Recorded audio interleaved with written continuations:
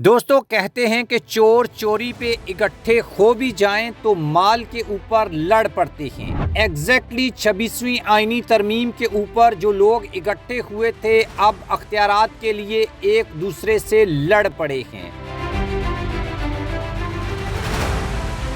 اور آئینی بینچ کے سربراہ جسٹس امین الدین خان جو ہیں ان کی چھٹی ہونے والی ہے اور آئینی بینچ ٹوٹنے والا ہے۔ پاکستان تحریک انصاف کے لیے کون سی بڑی خوشخبری کی بات ہے ویڈیو میں ڈسکس کریں گے، لیکن آپ ہمارے چینل کو سبسکرائب کر لیں، بیل آئیکن کو بھی پریس کر لیں۔ دوستو جیسا کہ میں نے آپ کو ایک کہاوت بتائی ہے کہ چور جو ہیں یا مفاد پرست ٹولہ کبھی کبھار جو ہے وہ اپنی مفادات کی خاطر اکٹھا ہو جاتا ہے، لیکن چونکہ مفادات کی جنگ میں جب ایک دوسرے سے لین دین ہوتا ہے تو اس کے اوپر چیزیں جو ہیں وہ خراب ہونا شروع ہو جاتی ہیں، اور اس سے سپریم کورٹ میں کون سی بڑی تبدیلی آنے جا رہی ہے یہ جاننا اس وقت انتہائی ضروری ہے، کیونکہ سپریم کورٹ آف پاکستان میں بہت کچھ ایسا پڑا ہوا ہے جو اس حکومت کے لیے بارودی سرنگ کا کام کرے گا اور یہ حکومت ٹک نہیں پائے گی۔ ادروائز 26ویں آئینی ترمیم جتنا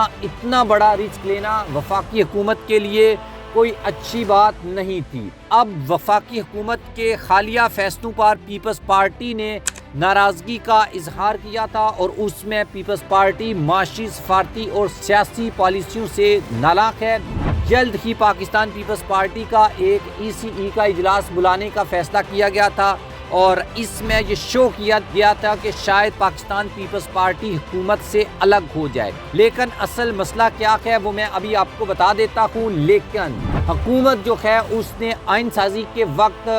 بہت سے ایسے وعدے کیے تھے پیپلز پارٹی کے ساتھ جس سے حکومت بعد میں پیچھے ہٹ گئی اور سپریم کورٹ میں پاکستان پیپلز پارٹی کو نہ نمائندگی دی گئی اور نہ برابر نمائندگی دی گئی۔ جوڈیشل کمیشن سے احتجاجاً جو ہے وہ بلاول بھٹو الگ ہو گئے اور 26ویں آئینی ترمیم میں انہوں نے کہا کہ جب میں مصروف تھا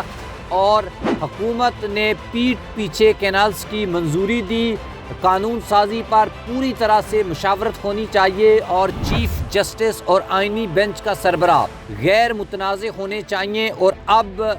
یہ آپ سمجھ لیں یا سوچ لیں یا امیجن کر لیں کہ پاکستان پیپلز پارٹی بلاول بھٹو یہ کہہ رہے ہیں کہ چیف جسٹس اور آئینی بینچ کا سربراہ غیر متنازع ہونے چاہیے۔ اس کا مطلب یہ ہے کہ چیف جسٹس یحییٰ آفریدی اور آئینی بینچ کے سربراہ جسٹس امین الدین خان جو ہیں کیا یہ غیر متنازع نہیں ہیں؟ کیا یہ متنازع ججز تھے؟ انہوں نے کہا یعنی پیپلز پارٹی نے ایک ملک میں دو نظام نہیں چل سکتے، دیہی سندھ سے سپریم کورٹ میں ججز کی نمائندگی نہ ہونے سے برابری پر انصاف نہیں ہو سکتا۔ اس حوالے سے میر کراچی اور پاکستان پیپلز پارٹی کے ترجمان نے یہ کہا کہ مسلم لیگ نون سے بات ہوئی تھی کہ جوڈیشل کمیشن میں پیپلز پارٹی کے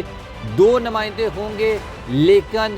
اس کے اوپر وعدہ خلافی کی گئی ہے اور بلاول بھٹو جو ہیں احتجاجاً انہوں نے اپنا نام واپس لیا تھا، وہ شہباز شریف سے ناراض ہیں۔ اب نائب وزیر اعظم اور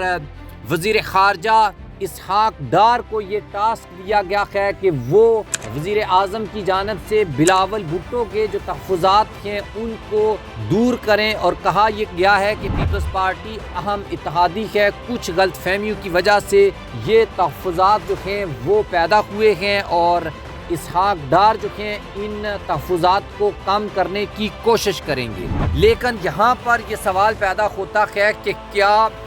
بلاول بھٹو کے جو تحفظات ہیں کیا اس کے نتیجے میں آئینی بینچ کے سربراہ جسٹس امین الدین خان جو ہیں ان کو اتارا جائے گا، کیونکہ 2 ماہ کے لیے ان کو بنایا گیا تھا اور پیپلز پارٹی جو نمائندگی چاہتی ہے، کیا حکومت نے آئینی بینچ یا جوڈیشل کمیشن جب بنا تھا اور چیف جسٹس کی تقرری ہوئی تھی اس وقت جو ہے وہ اپنے اختیارات کا استعمال کیا اور پیپلز پارٹی کو ناراض کیا؟ یہ ایک بڑا اہم سوال ہے جس کا جواب آنے والے دنوں میں ہمیں ملے گا کہ اب جسٹس امین الدین آئینی بینچ میں رہتے ہیں یا نیا جو بینچ بنتا ہے تو کیا اس میں نئے کون سے ججز جو ہیں ان کو شامل کیا جاتا ہے یا کیا جائے گا؟ یہ بہت زیادہ انٹرسٹنگ ہونے والا ہے۔